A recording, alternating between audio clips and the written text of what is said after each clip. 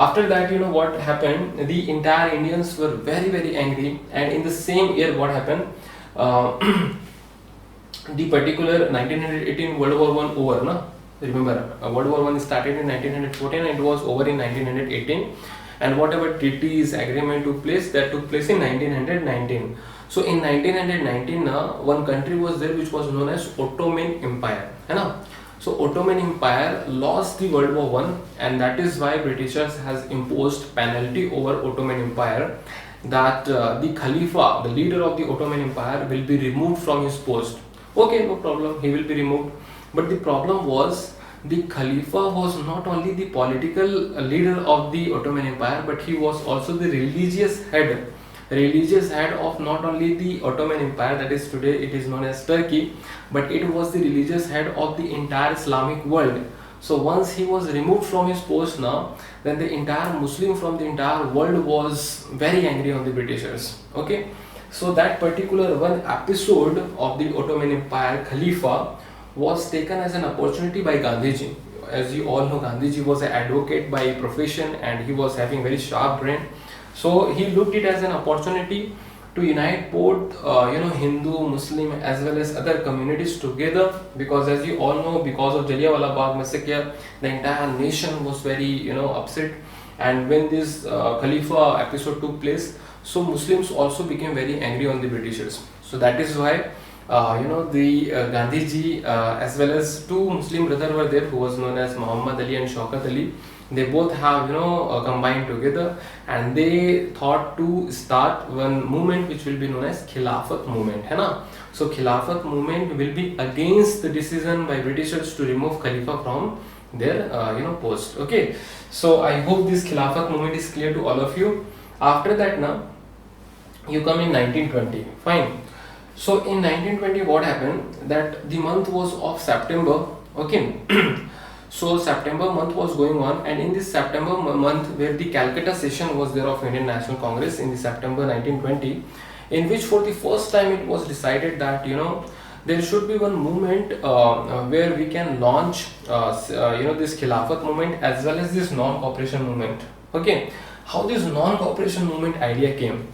So this non-cooperation movement idea came from the Gandhi's one book was there. Mahatma Gandhiji has written one book in 1909 which was known as Hindu Swaraj. Remember, na? Hindu Swaraj has been written by Gandhiji in which year? 1909. Okay, so Gandhiji has written one book which was known as Hindu Swaraj, in which he has said that we are under the control of British government. Why? Because we are giving them cooperation, we are giving them support. The day when we will withdraw our support and cooperation, they can not rule over us more than 1 year, and they have to leave our country within 1 year. Fine. So Gandhiji has given success mantra that how we can get rid of the Britishers. The success mantra is, don't give them any support, don't give them any cooperation. So that is why for the first time in India in 1920 September in Calcutta session, they have decided, means they have just discussed that we should start non-cooperation movement and this Khilafat movement together.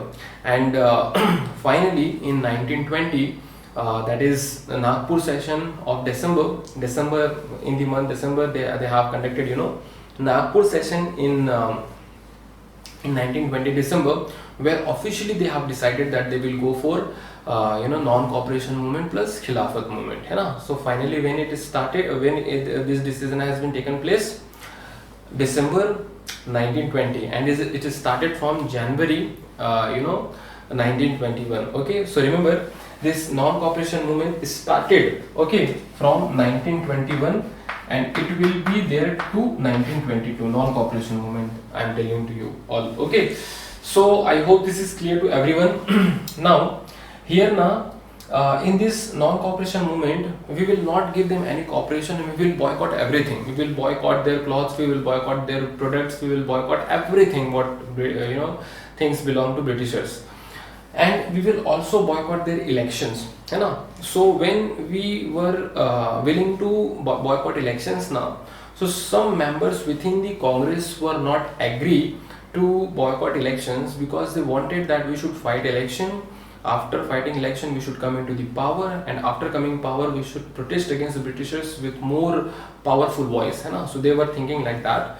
but ultimately all people have decided together that they will boycott election also, है ना. There is only one political party who has not boycotted election in India, which was called as Madras Party, है ना. Madras one party was there which was called as, you know, Justice Party.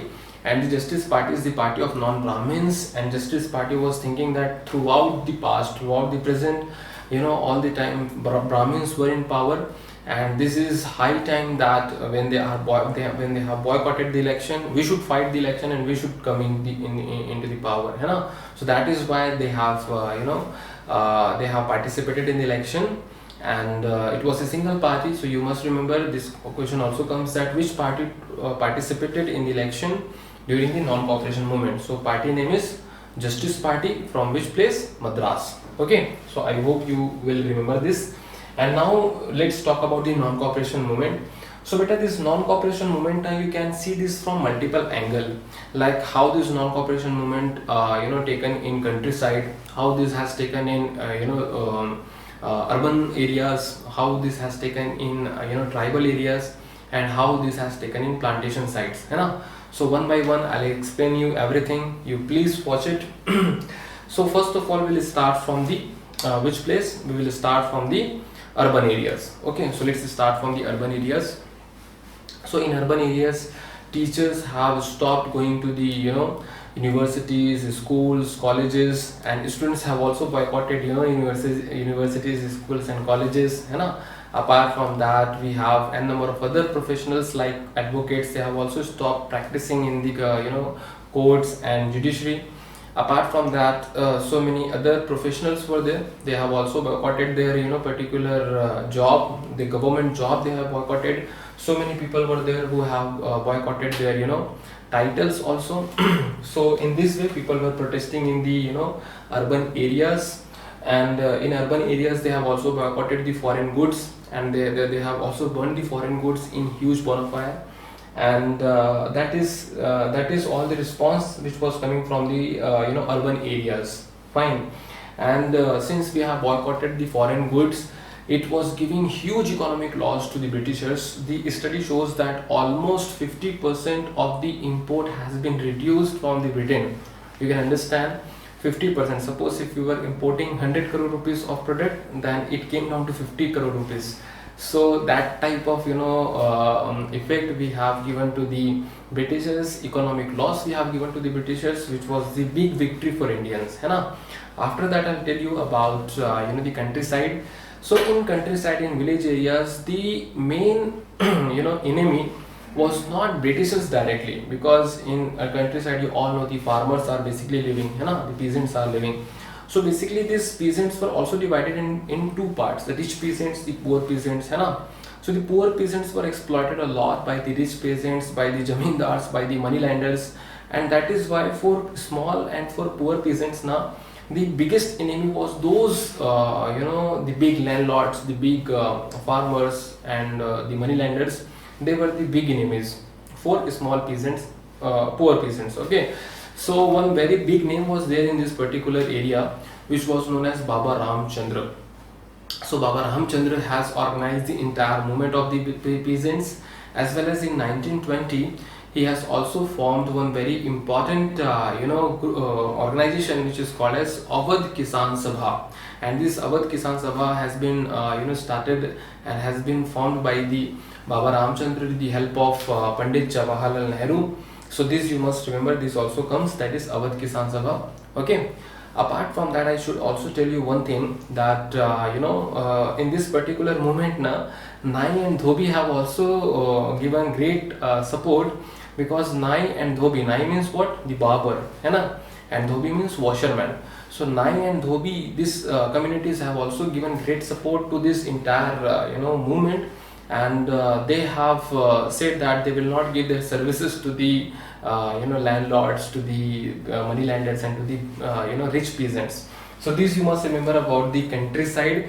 In countryside now, sometimes people were becoming violent, and sometimes they were attacking to the houses of moneylenders, to the houses of big zamindars, because you imagine they were not having even a single paisa in their pocket. So what they will do, they were not having anything to eat. So ultimately they were attacking to the market, they were attacking to the houses of big landlords and rich peasants, which was sometimes turning violent also. So in 1921 especially, I should tell you, in 1921 peasants, the small peasants, poor peasants have attacked the market, and they have looted the market, and they have distributed all the things among themselves, है ना.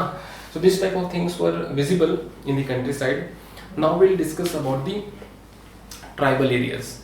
So you all know in class 9th also you have read about the tribals in chapter number 4 of history, class 9th, that Britishers, when they came in India, they have made a number of laws under which they have